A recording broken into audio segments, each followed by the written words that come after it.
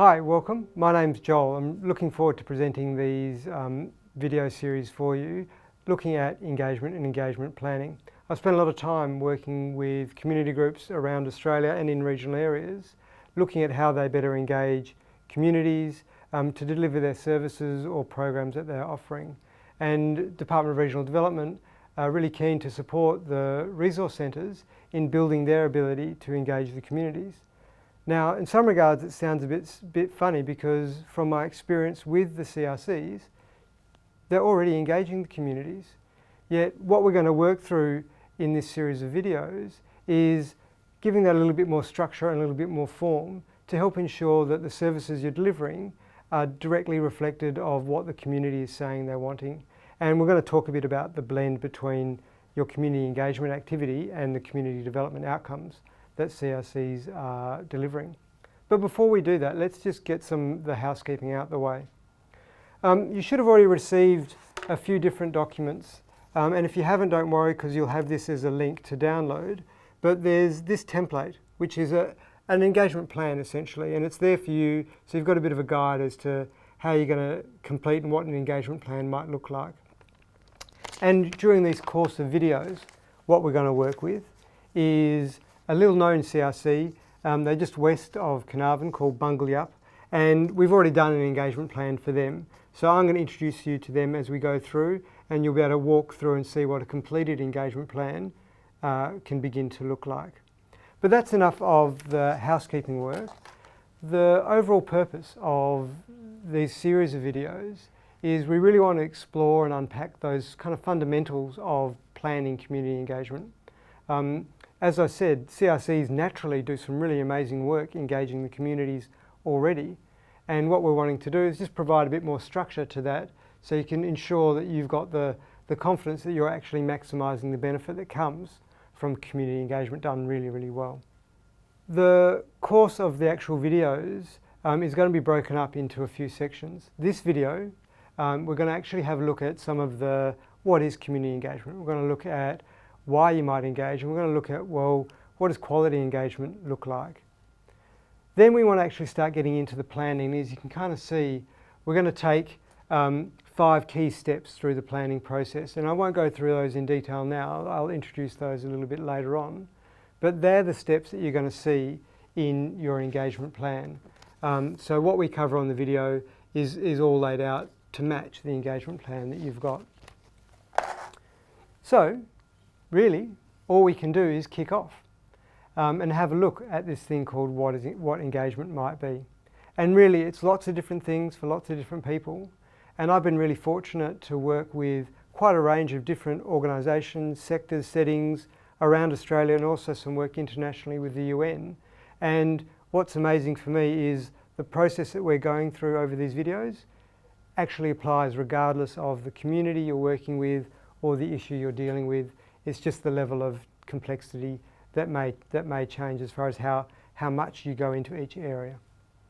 But if we look at then what engagement is, I guess the first overarching thing to begin to consider is that CRCs already do engagement, as I've said, and they do engagement for a community development outcome. They're actually trying to improve the capacity, capability, connectedness of the community, whether that be through socially, whether that be through access to government information, a whole range of really amazing services. And then there's also the communications work, which is about the messages you send out to people and how you help make sure that people know about the work you're doing. So when we're looking at community engagement, we're really bringing together those 3 different areas.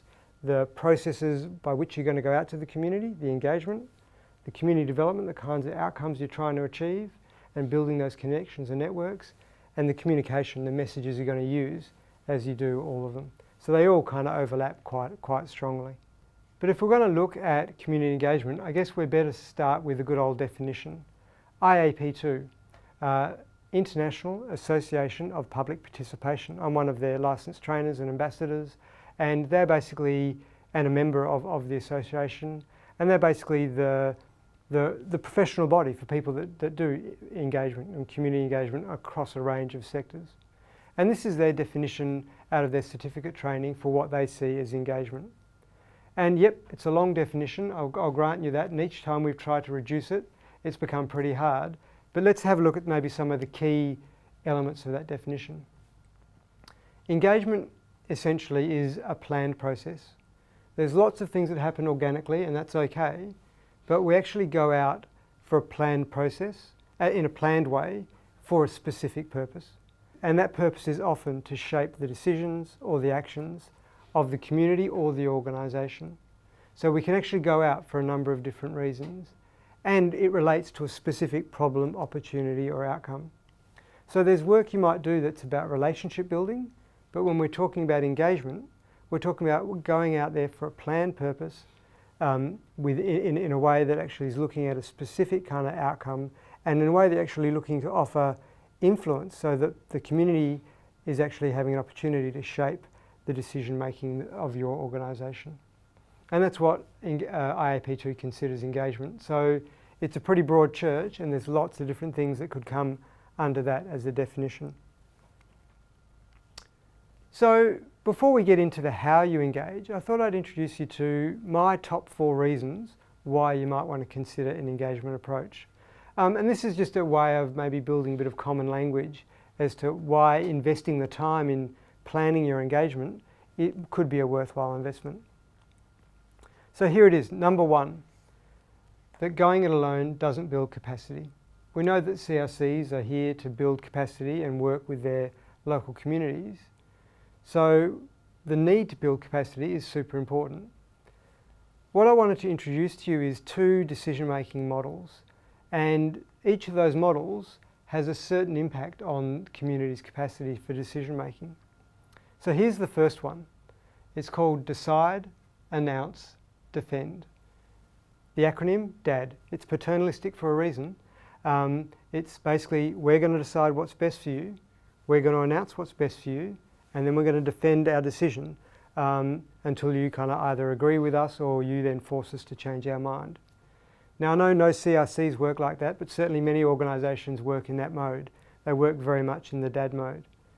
And if you can consider what happens to, well, maybe even if we take it back, can I get you to imagine for a moment a child that's grown up in an environment where every single decision has been made for them. Even if the parents are loving, they make it really, really clear in no uncertain terms that it's their house and their rules. And even as the child gets older and they actually begin to want to wield their own decision-making capability, that actually they get told really clearly, no, we're the adults, we know best. I'm just interested for you to think for a moment about how might that child, what behaviours might you see in that child as they grow into adulthood? And when I play with this example with groups, the two behavioural types that people kind of talk about most is they say that, well, on one hand, they might get this child who actually begins to just go with the flow, look for people to make all the decisions for them, want to check in, want to check out, and just basically look to be compliant. Problems are other people's problems. They're just there to kind of do what they're told to do. And then, which is a bit of an extreme. And on the other extreme, you've got the child that might actually be there to be super rebellious, to rattle the cage, to push back at all opportunities because they don't really trust what's going on. So the interesting thing when people talk to me about engagement planning, the 2 things they ask me is either how do we get people interested, or how do we stop them shouting at us? So it's possible that when organisations default too much to a decide, announce, defend approach, that approach, that they actually create communities that aren't comfortable with decision making, that they're hard to engage, or that they're actually becoming a little bit agitated and they just don't trust what's going on. So there's got to be an alternative. And the alternative is the engagement approach. And that's referred to as the PEP approach, which is about profiling, trying to work out who are the people that need to be involved in this conversation, who are the people that are affected. And we'll talk about how we work that out later on. We want to have a look at educating, and that education is often 2-way. we learn often as much from the community as they learn from us. And then participating. How do we actually include people in the decision-making process?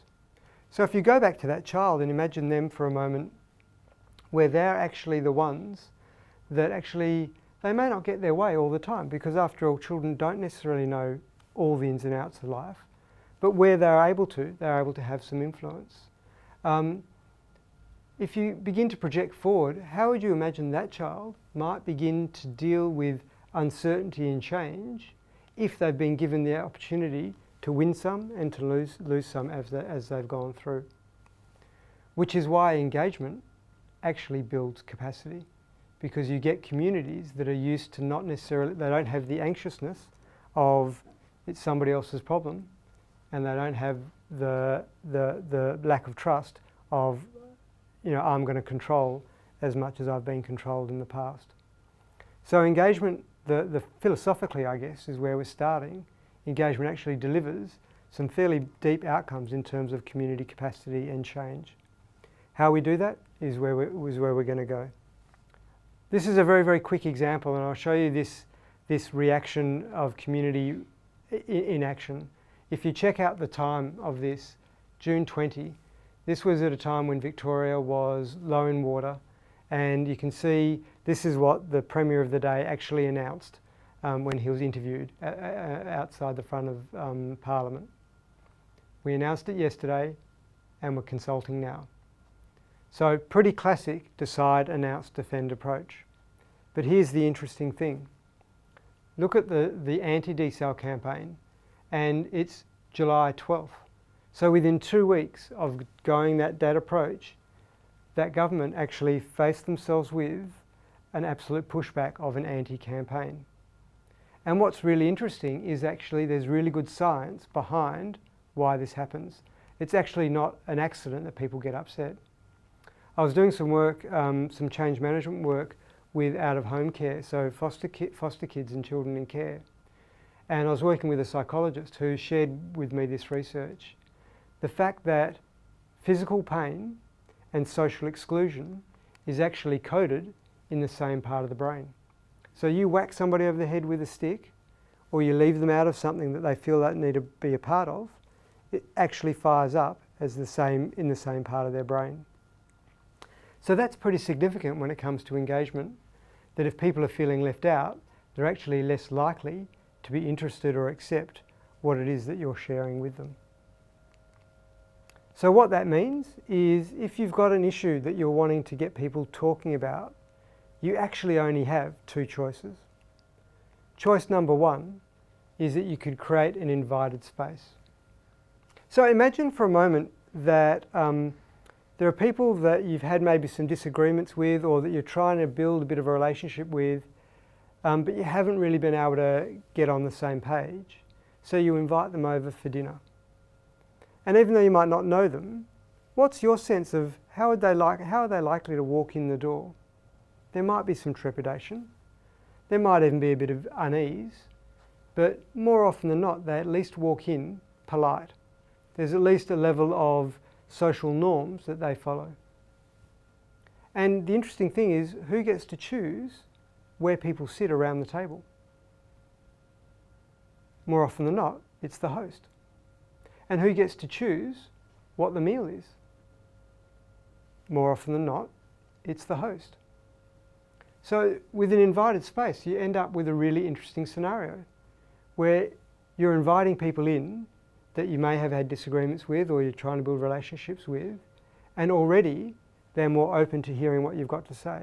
And you can do it in a structure that actually suits you and suits the conversation that you're trying to have better, because you're the one that places the table, you're the one that determines what the meal is.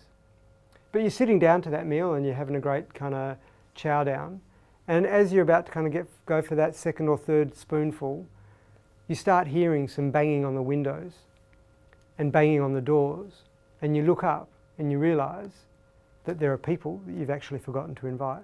And so you go, don't worry, I'll just ignore them, don't worry, we'll just keep going the way we've going. But the banging gets louder. So there are people that you haven't invited, which means you've actually moving people into an insisted space. Eventually, you open the door. How do those people walk into your room? Where do those people sit? What do those people eat? And the crazy thing is, it's the same people. There are people who want to be involved in the conversations that you're having as a community group and as a community service, and simply by not inviting them in, you push them to become in the insisted space. So in many regards, the choice is you're dealing with the same people, it's just how you want to deal with them.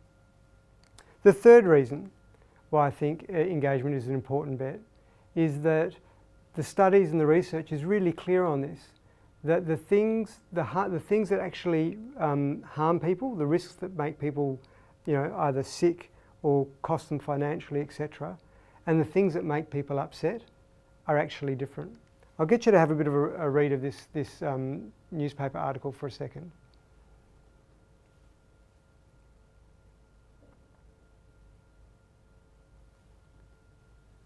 So in the article you've got a lady who's really concerned about the sound of the jackhammers on her unborn child while smoking a cigarette.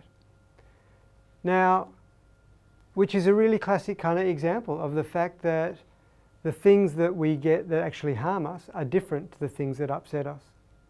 And so that's something we need to take into consideration, because in many organisations people go, you know what, the things that we're doing, actually it's not having a big impact on the community. It's not going to harm them anyway. In fact, we actually think it's going to benefit them. But that actually has no bearing on whether it's going to make people upset. There's different analysis that you need to do to work out if that's going to be the case. And again, we'll talk about that later on as we go through. And my fourth reason is the classic, the emperor's new clothes. The fact that humans have at least 107 different biases for decision making. If you've invested a lot of money in a project, you're more likely to think it's a good project and less likely to want to stop it, even if it's failing. We've got plenty of them and none of us are devoid of them. So we need to kind of take that into consideration, in fact, that the more diverse voices we have in the room helps to make sure that those thinking biases don't influence us too much. Here's a few examples. We all know Bill Gates. Back in 1981, this was his quote. Now, if you don't know a megabyte from a gigabyte from a terabyte, 640 kilobytes, probably about the size of an email address, maybe with a very small kind of attachment. And for him in 81, that was all the memory you're going to need. Or check out this date, 1899. The commissioner of the US patents basically said, everything that's been invented has been invented. Possibly some thinking biases coming in here. So here it is, my quick summary before we move on to some of the other elements of engagement planning. This, for me, is the perfect summary of what engagement is all about. No, I haven't been bored one night and scanning kind of lolcats, but if you imagine that somebody, somewhere, probably in the wee small hours of the morning, was sitting there and they thought, brilliant, I'm going to take this lemon or lime, fashion it into a helmet, I'm going to put it on my cat, I'm going to take a photo, it's going to be awesome. What I'm not really sure about though is whether they asked the cat. And essentially that's what engagement is about. Engagement is about recognising that we come up with great ideas with really good intentions in mind, but unless we've asked the cat, we can end up with the community giving us a face, much like this cat has given us. So hopefully that was a bit of a useful introduction to engagement for you, or primarily the why of engagement. And where we're going to go to next is the how we begin to plan engagement, with a quick and a brief pause at quality engagement. So let's now have a look at what quality engagement is, because really before we get into planning, we want to have a bit of an idea of what quality might look like. And as a way of starting that, we're going to have a look at IAP2 and some of their core values. But I'll get you just to think about a time that you were part of an engagement project that didn't go very well. So just take a moment just to kind of think about a time where either people didn't show up, the conversations weren't productive, or the outcomes weren't quite what was needed to happen. And I get you to think about that as I go through these core values, and just see how these core values, how many of them maybe were or weren't applied to that engagement project. So here they are. 7 core values in total. Core value number 1, that those affected by a decision actually have the right to be involved in the decision-making process. So it's one of the core values that says if you're actually going to be influencing or affecting others, that really they should have some involvement in the decision-making process. Doesn't mean that they need to be the full decision makers, but they need to have some involvement in that process. And as CRCs, you're delivering services that are actually affecting, in a good way, the community. So you'd want the community to have some role in that decision-making process as to what those services are. Also, number 2, that contribution will actually influence the decision. If we go out and engage and just do what we think we wanted to do anyway, and we can't demonstrate how we've actually taken their thinking on board, all we're doing is tokenistic engagement. And when you're talking to somebody and it's obvious that they're not listening, the response or the relationship doesn't go very well for very long. Number 3 is recognising that decisions get more sustainable the more you're able to integrate the diversity of voices and needs in the room, and having a look at what, both the participants but also the decision maker. And I think this is really important, because it's not about going out and engaging and just going, we're going to do whatever you want us to do, because as an organisation you've got a limited budget. So your needs, what your capabilities and capacities are actually part of that conversation, and that leads to better outcomes as well. And this one I think is really important, that we actually actively go out and seek the involvement of people that are potentially affected by a decision. So we actually put the effort in, rather than just kind of putting out an email to people that we know that know us, but we actually put the effort in to go out and go, well, who might be interested? How do we work out if they are interested? I've done a lot of work, some work up in Broome recently, where we spent a lot of time doing a whole series of interviews with people even before we actually did the engagement. So we were going out and getting people interested, or getting our sense of how they wanted to be engaged before anything was happening. And that actually leads to that next core value, that we actually speak to people about how they want to be engaged. Certainly I've been fortunate enough, when I've been working in regional areas, to be given really good guidance, and it's simple things, don't go out during seeding or harvesting. You go out during those times and the communities will just think you're absolutely batty, that you know nothing about them. There are certain times of year that work better. There are certain times of day or night that work better for different community members. So are we assuming that we understand that, or have people kind of told us the way they want to work? So I've just done some work in the health department, and what was really interesting, we did some survey work as part of some overall strategy for health priorities in that region. And the print surveys were by far the most popular. Where everybody is saying you've got to do everything online, it was really interesting that this community responded much more effectively to being able to write things down. So if we had gone with our assumptions and not checked in with them, we would have missed the mark. So it's really important to check, how do people want to be engaged. Then it's important that we actually give people the information they need so they can participate in a meaningful way. Here's a scenario for you. Somebody comes up to you and says, here's a project I've been working on. It's a lever arch file full of documents. They put it on your desk and they say, there's a bit of a summary at the front. Can you come and let me know what you think in the next half an hour? How do you respond when somebody kind of lands something like that on your table with all that information for you to process? More often than not, people kind of don't respond in the best way. Yet we do this when we do community workshops. We roll up to a community workshop, we give people a PowerPoint summary of all the work that we've been doing, and we then turn to them and say, well, what do you think of what we're doing? And then we get surprised when sometimes we get people kind of grumbling or not really understanding. So do we need to give people information ahead of time?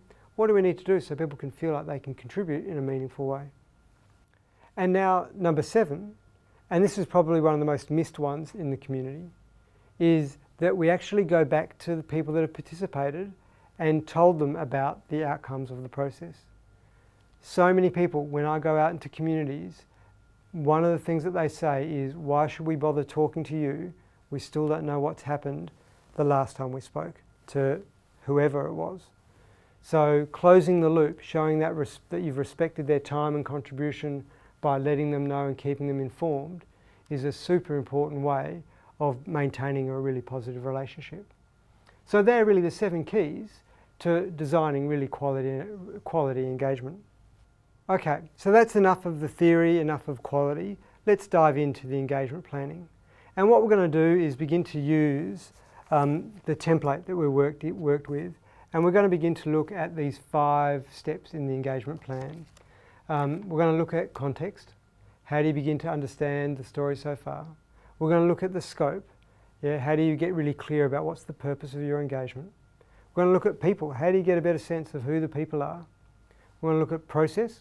What are the techniques? What are the methods you're going to use to get out to the community? And then we're going to look at the messages. Yeah, what are you going to say when you get out there and how you're going to define that?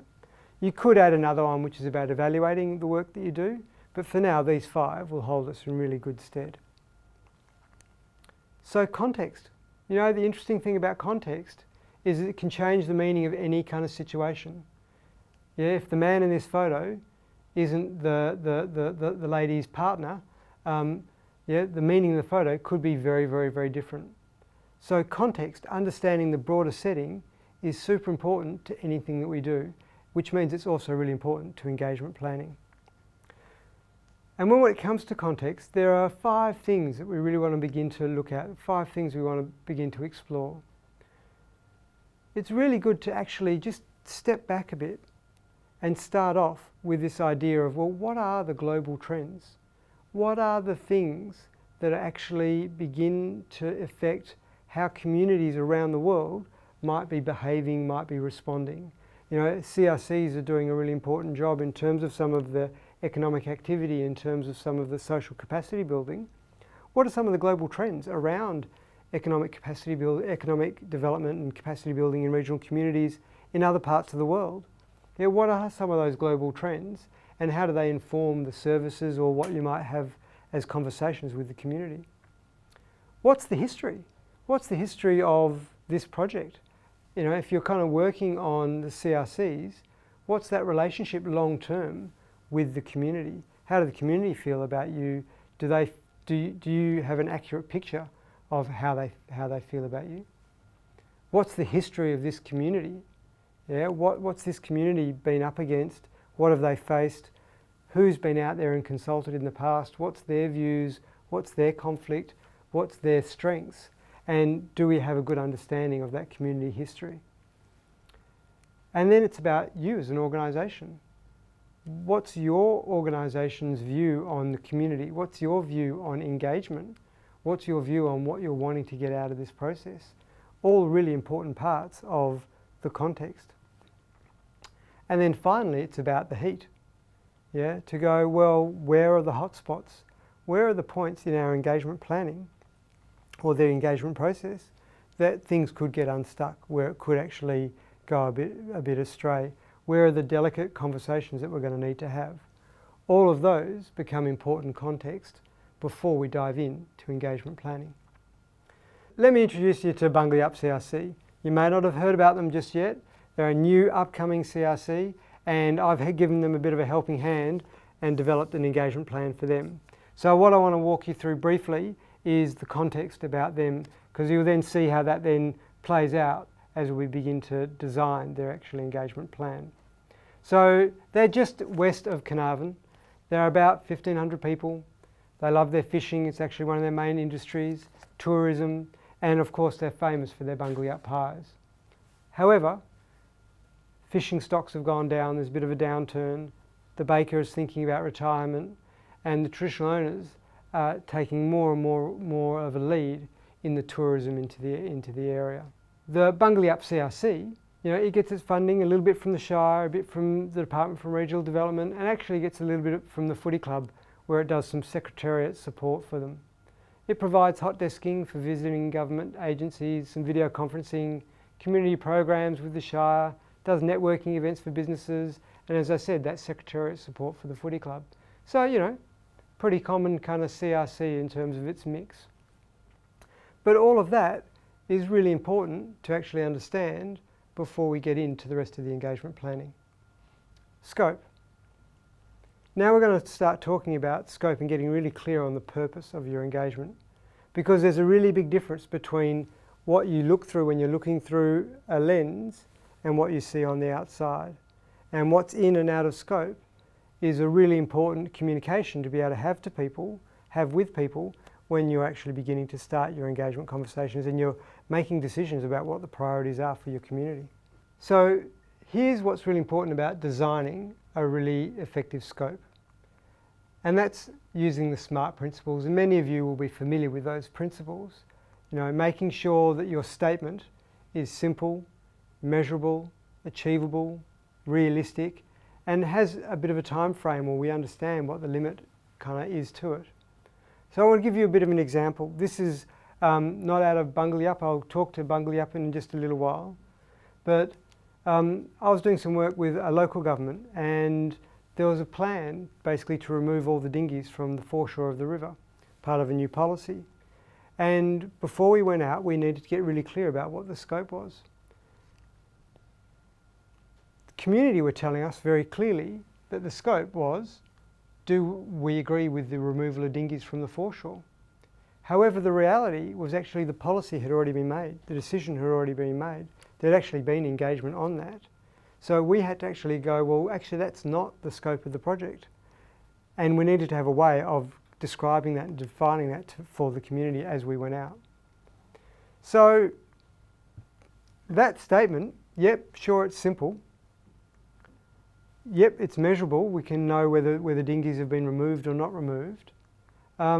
It's actually not achievable because the policy has already been made, which means it's not actually very realistic, and we've got no sense of time frame. So, as I say, we needed to actually come up with a different way of developing a scoping statement. So this is the alternative we came up with, that our project was about identifying the support that dinghy owners required so they could comply with the new policy by July 2013. So the key of this project is not about a discussion about whether dinghies stay or go, but to find out what the community needed so they could comply with the new policy. Didn't mean the conversations were any more comfortable, but at least they were far more transparent and honest. And that is a statement. It's pretty simple. It's pretty clear what we're there to do. We're there to identify the support. It's pretty measurable. We'll know whether we've actually delivered supports or not, and we'll also know if we've met it within the time frame, which means we've made it a scope that's actually achievable within the budget of the engagement, within the time we had to engage. We knew that it was achievable and it was realistic that we could identify the supports that people needed.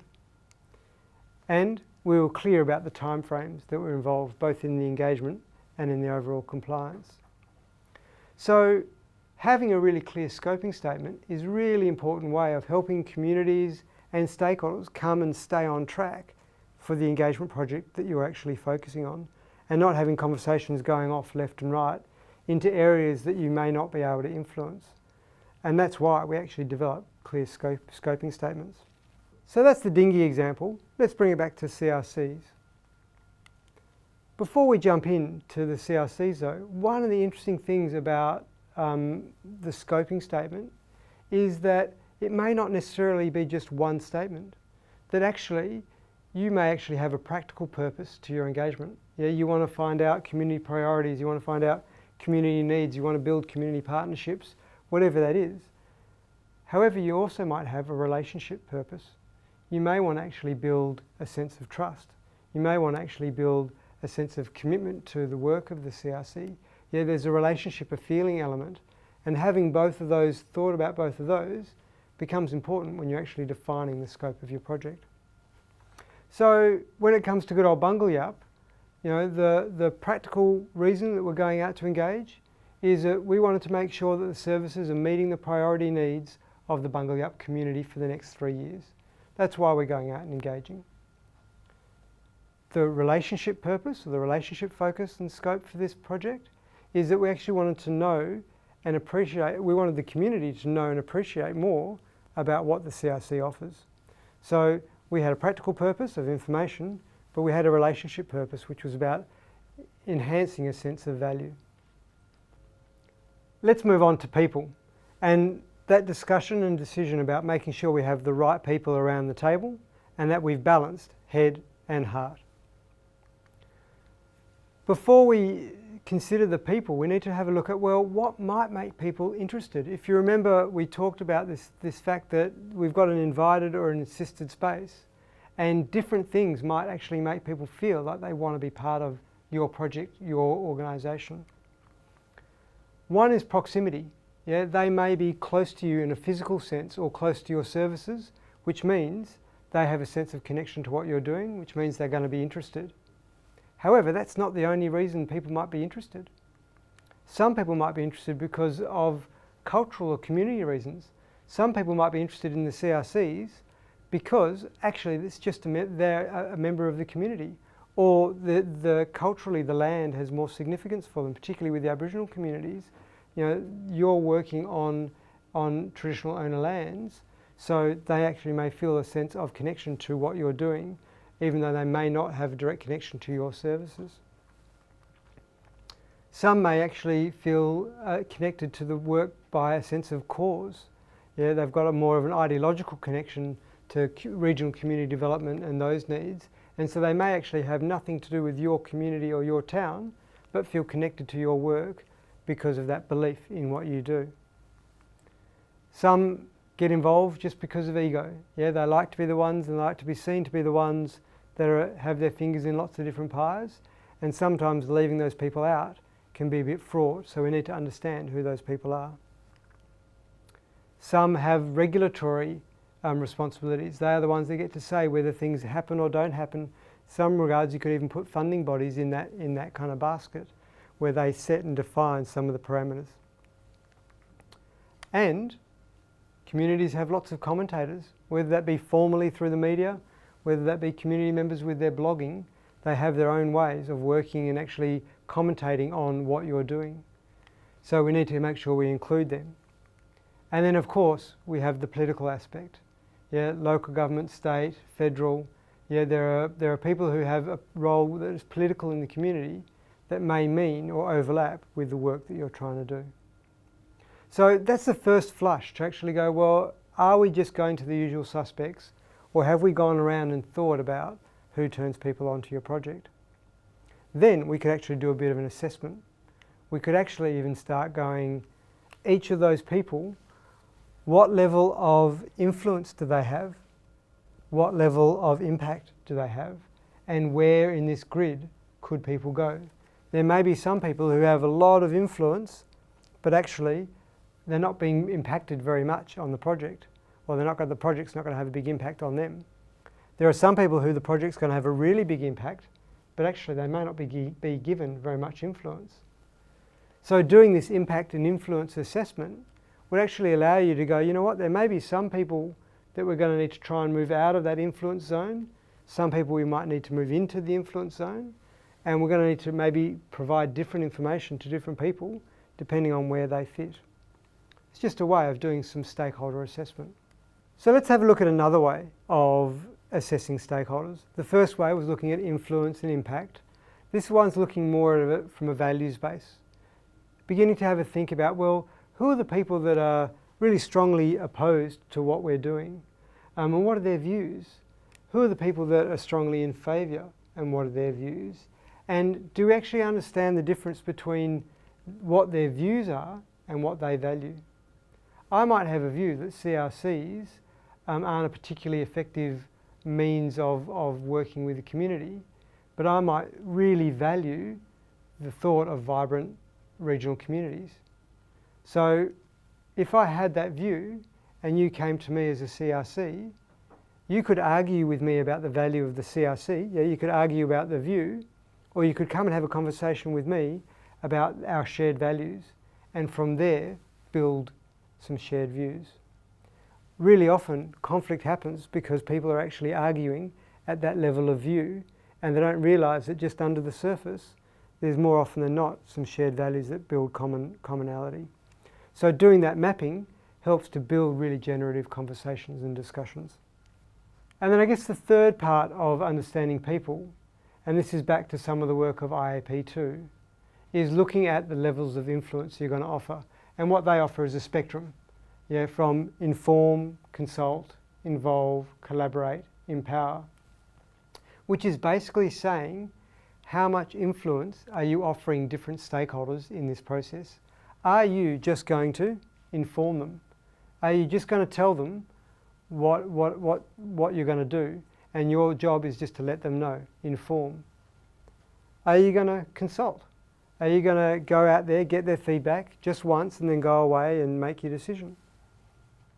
Are you going to involve? Are you going to actually go out to them once, go away, develop some plans and come back to them and actually have another discussion, or maybe another discussion again? So involve is like consult, but on a bit of a loop, so you do it more. Or are you going to collaborate? Are you actually going to have them around the table as you make the decisions? There still might be a final sign-off by your board or by another decision-making body, but are you going to collaborate and effectively have the really tough conversations as you're walking through? And then finally, are you going to empower? Which basically is saying what you decide or what you tell us is important is what we're going to do.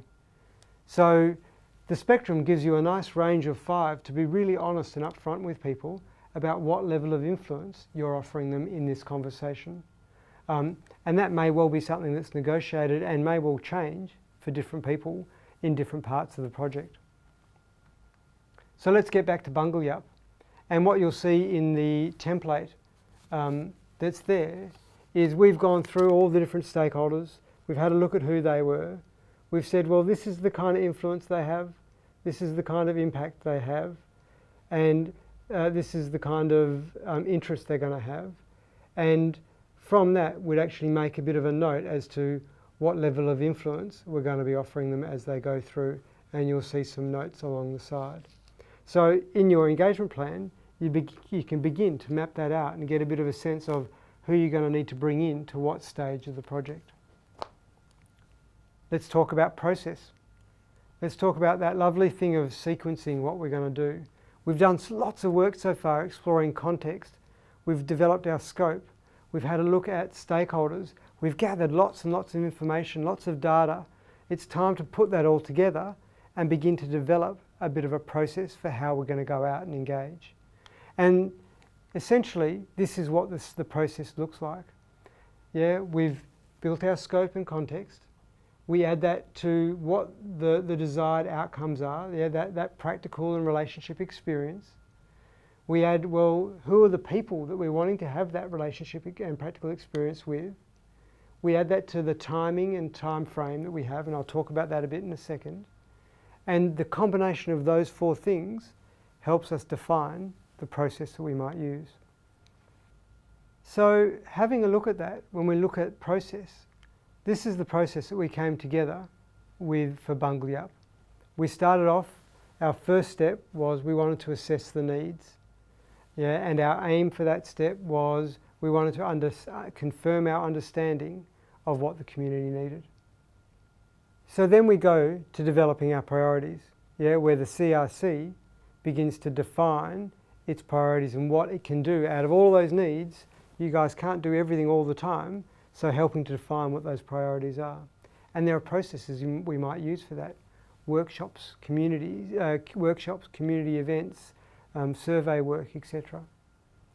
Then we're going to develop a strategy.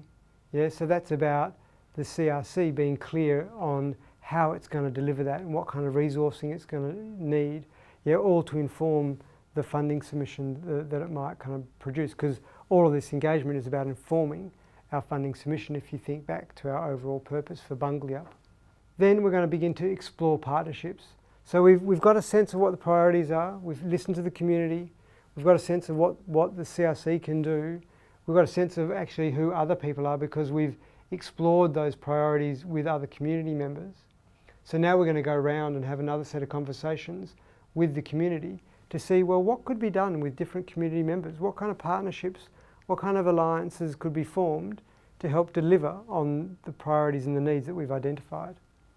And based on that, we can then go into our submission building, actually beginning to build our tender response for the department and be able to provide the department a whole heap of wonderful evidence to say, well, this is what we're doing, this is why, and we've got the backing and the partnerships to deliver those outcomes.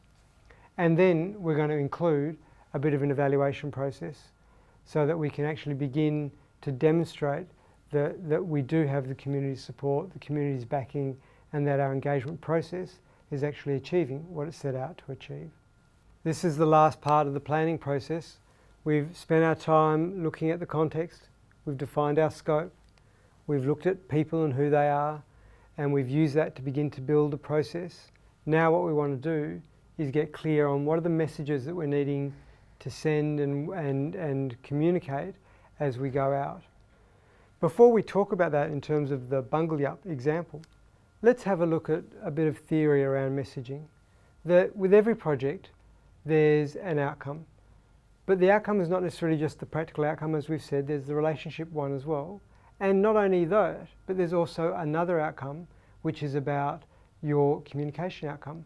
What is it that you're wanting to achieve as a result of the communication that you're sending? It's something that's really worthwhile considering.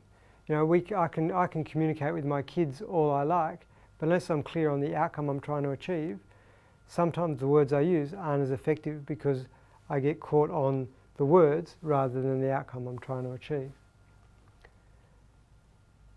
Also, every project may well have a certain audience, and that audience may vary from project stage to project stage. So it's good to think about, so who is the audience for this stage of the project, for this message? Then it's also important to begin to think about, well, what channel are we going to use? What type of communication channel? Are we going to go into social media? Are we going to use email? Are we going to use face-to-face? Are we going to use print media? There's any number of ways in which we could actually communicate this message. So what channels are going to deliver the best outcomes for your program? So, and finally, we get to the message. Now, the interesting thing is that most people start with the message and then try and fit the channels and audience and everything into it. And what this model is showing is start with the outcome, get clear on what the outcome is, then go to the audience and understand who you're trying to communicate to, then go to your channels and go, well, because the message you use for social media is going to be different in its form than the message you use in an email or the message you use in print media. In actual fact, social media, the way you talk on Facebook is going to be different to how you talk on LinkedIn. So there's no point trying to wish for a generic message. So it's going to have to be built as you go through.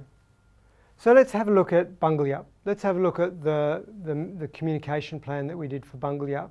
And if you go to the draft plan that we've already completed, what you'll notice, and on screen we've got a simplified version, is we've actually spent a lot of time looking at each stage and phase of the project, looking at what the outcomes are, what the key messages are, who the audience is, so defining all of those different elements of the communication plan, which actually is a direct complement to the engagement plan. And there you have it. You've then ended up giving yourself a really good chance of engaging well with the community because you've gone out there with a clear understanding of their context. You've gone out there with a clear communication of your scope and what's in and out of scope. You've gone out there with an understanding of who the people are, and you're meeting them with what their needs are and you're understanding their views and their values. You've also gone out there and you've created a process that's engaging, that's activating, that's actually getting people interested, and you've got messages that are actually delivering the kinds of outcomes you want. So that actually brings us to the end of this series. As we've said at the start, you've got your engagement template, which you can use, go back over this video and spend some time completing that template so you can actually begin to build and refine your engagement plan. And if you've got any questions, feel free to make contact with us at AHA Consulting, or you can make contact with DRD and they'll be happy to provide you with some more information. Thanks for your time and happy engaging.